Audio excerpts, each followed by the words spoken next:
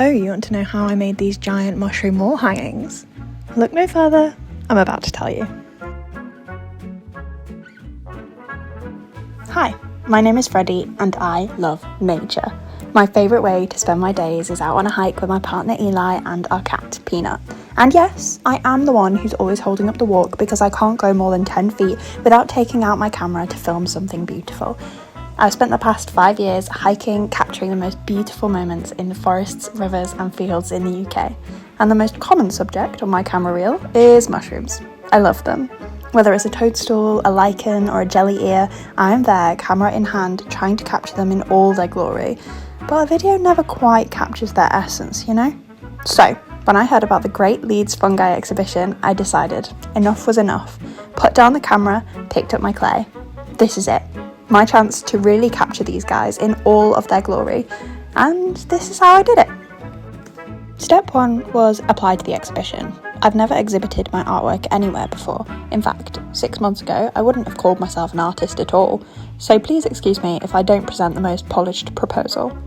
If you follow me elsewhere on the internet, you might know me from my polymer clay business, Slug Studios, where I make insects and other nature-themed trinkets.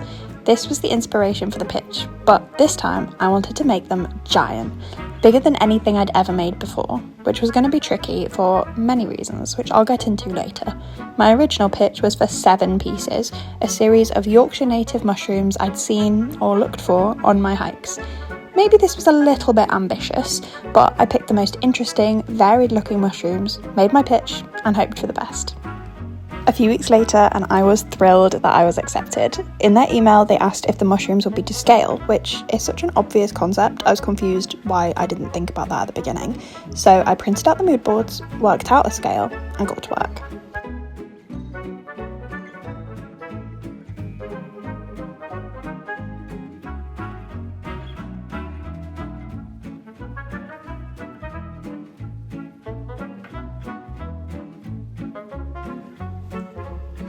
The first thing you need to know about making something this big out of polymer clay is that it is heavy, and I don't want it falling off the wall once they're up there, so I decided to use a tried and true technique of making a skeleton structure from tin foil first. To make sure that I got the sizes right, I drew rough sketches on an A3 piece of paper and then made the shape to fit inside.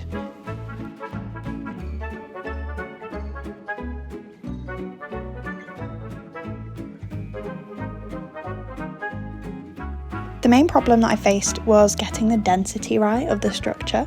Too tightly packed and it would still be really heavy and a waste of foil, but too loose and you can't push into it when you're sculpting the clay. You also need to keep in mind how you're going to bake them. For my clay pieces, I use a mini tabletop oven that I got off Facebook Marketplace. So they either need to be able to fit in there, which is quite small, or break into parts that are easy to put back together again at the end. Something I only found out recently is that you can bake this type of clay multiple times. So in order to stop myself from ruining the details I'd already done as I went along, I baked it for about 10 minutes on 120 degrees Celsius between every section. I will warn you though, fresh clay does not stick well to baked clay at all. Speaking of, I also didn't realise how hard it is to get clay to stick to tin foil and to stop the tin foil texture showing through the clay. If you're looking for answers, I'm going to be honest, I don't really have them because I did really struggle, but I ended up kind of using multiple thin layers of clay and using Q-tips dipped in surgical spirit to smooth out the surface at the end. Yes, there were still some dimples, but mushrooms aren't completely smooth in nature, are they? To get the ribbed effect for the mushrooms that have gills, I considered just scoring the clay, but that didn't really capture the depth that I wanted. So instead, I rolled the clay out really thin and pleated it to get closer to the look of the real thing. I used a pasta roller to get the clay this thin, but with this technique, you can only make ribbons so long. This makes it harder to get a uniform look across the gills, but by slicing them in half and just kind of smushing them together, I think I got pretty close. I'd like to make it clear that you should not try this at home, and I know my technique is not the best. I'm sorry. Now it's time for the spots. I won't bore you with the details of every mushroom that I made, but for the toadstool, I knew the iconic spots are important. After looking at the references, it was clear that they are 3D, so I added little blobs of clay in kind of a similar pattern to the references and used a pointy tool to score them until they looked feathery. And this is the finished mushroom. I wasn't thrilled with the gills on this one, but it was the first one that I'd made, so I guess we can only go up from here. Now it is time for the ink cap. This ended up being the star of the show, and I am legitimately so proud of it. I used all the same techniques as I did for the toadstool, but a lot more draping and layering the clay, especially in thin bits, to just try and create the shaggy look that they have. For the inky drip, I used hot glue, which I then painted black, and I made this one in multiple sections rather than trying to do the whole thing together straight away, which definitely worked in my favour.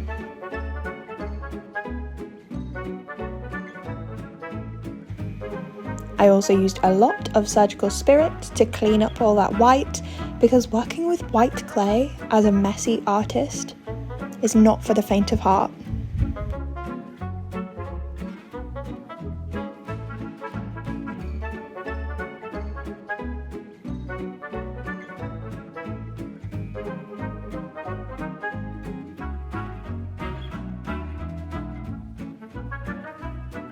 I ended up only actually making 4 of the original pitched mushrooms because they took so long.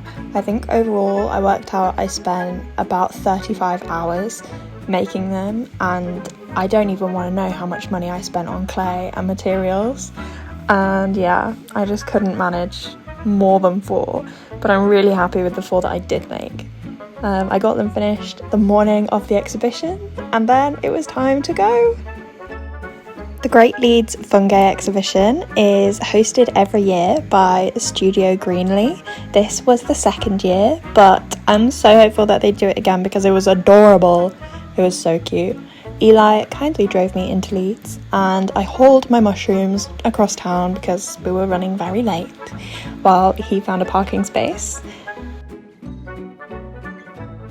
It was at Hedgerow House, which is a really nice event space. I've never been there while I was exhibiting before or like doing a show, but I've filmed a lot of gigs there and it was so cool.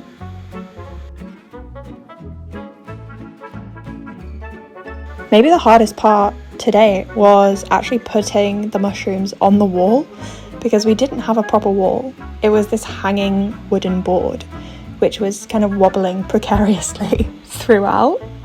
Please enjoy this footage of me trying to get them in the right place, because oh my gosh, it was a palaver. But I love any excuse to get my toolkit out and pretend that I'm Butch, you know? So it was okay.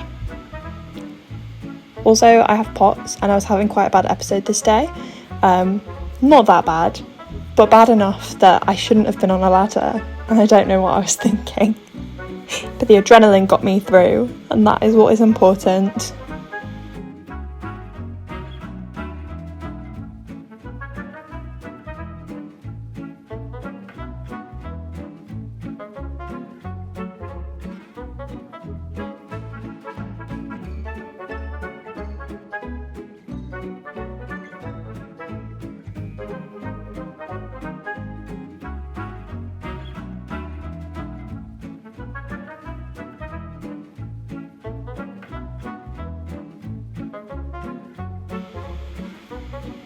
The team behind Studio Greenlee are so friendly and warm. It was the best experience for my first exhibition, and you should definitely check out all of their things. I'll link them below.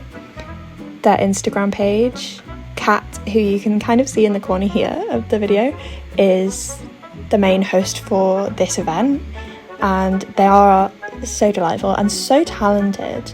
Everyone here was incredible, and I wish I got more footage of the other exhibitors, but I ended up going home quite early because I wasn't feeling very well.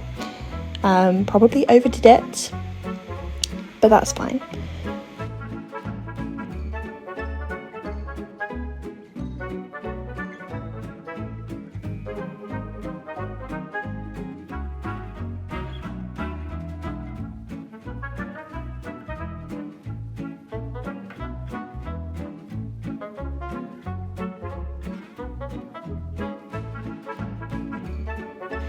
Here I'm trying to decide in what order I want the mushrooms to be on the wall, and it took so much longer than it should have done. But it's a very difficult decision. Let me know if you agree with my placement in the comments, or if you would have them in a different way.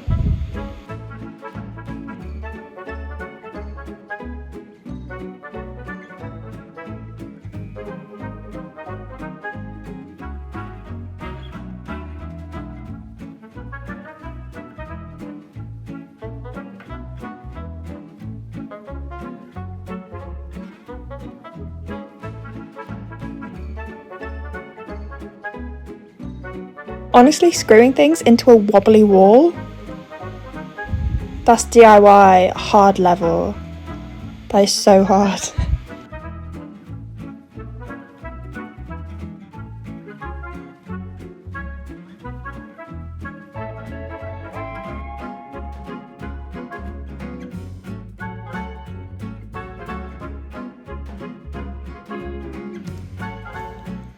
After all that, with my mushrooms hung proudly on the wall, it was time for the exhibition to open.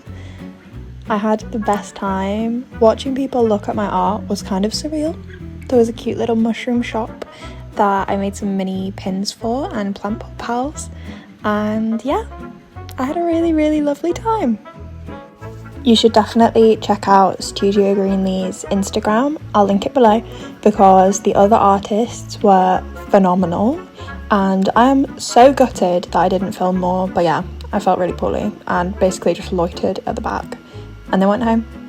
But I had the best evening. The exhibition was open for 2 days and yeah, I had a really nice time. Thank you so much, Studio Greenlee, for having me. Make sure that you're subscribed and you like this video, and I'll see you again soon. Bye!